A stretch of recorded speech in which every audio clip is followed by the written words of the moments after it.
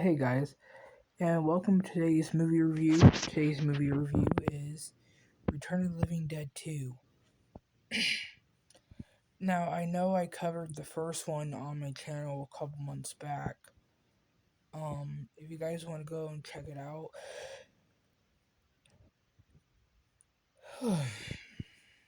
please go ahead and do. So yeah, go check out Return of the Living Dead. You know, my review for that movie. And here's Return of the Living Dead 2, in my opinion. Return of the Living Dead 2, how can I put it? It's more funnier than the first one. I mean, come on, the damn zombie comes out of the grave and then he kept falling. And then he falls into the grave of another zombie. Uh, it would have been funny that zombie screamed and was like, "You pervert!" And then the other zombie comes out of the grave and like, "Oh crap!"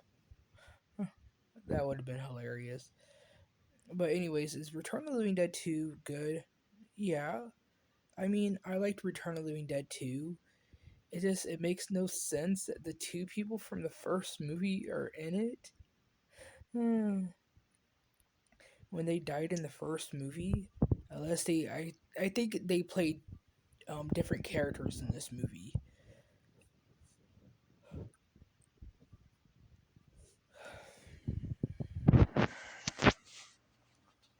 Yeah, I think they played different characters in this movie. So yeah, Return of the Living Dead 2 is actually a pretty good movie. Um, the one scene I liked was when the woman punched the zombie right through the face, and her hand went right through the zombie's head.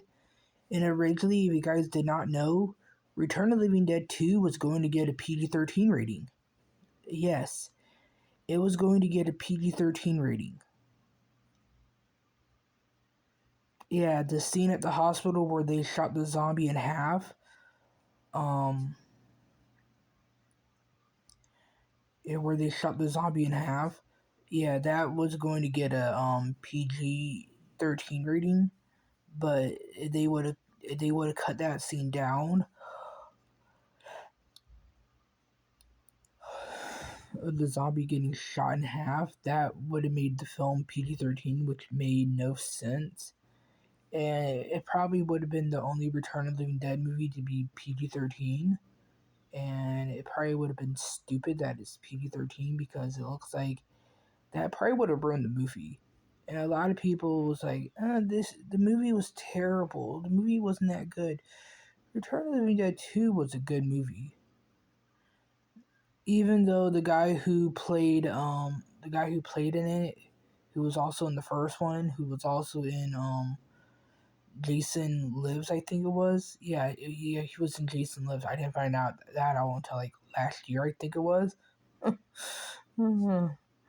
Anyways, yeah, he was like So yeah, and it was funny as hell.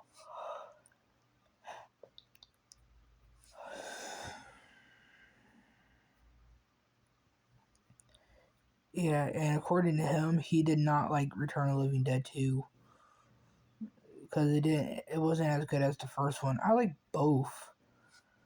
You know, in Return of the Living Dead 3, which will be a review later on today, Return of the Living Dead 2, on the other hand, it's funny, and my one favorite scene is when they meet the teacher or principal, whatever he is, and he's like really or a doctor, whatever he's supposed to be.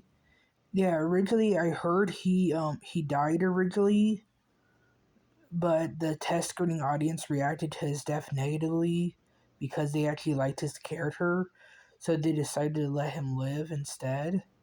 So yeah.